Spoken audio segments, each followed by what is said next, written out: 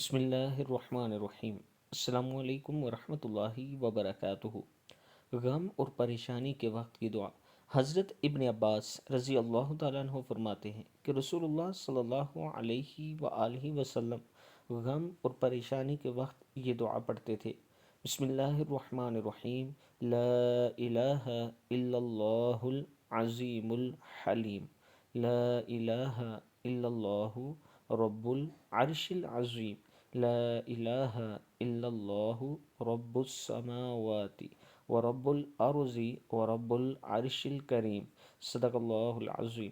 اللہ تعالی ہم سب کو اس پر عمل کرنے کی توفیق عطا فرمائے۔ اس کے ساتھ میں اپنے دوستوں سے گزارش کروں گا کہ اپنے موبائل کے پلے اسٹور میں جائیں، ہولی قرآن بائی عابد راجہ لکھیں اور اسے ضرور انسٹال کریں۔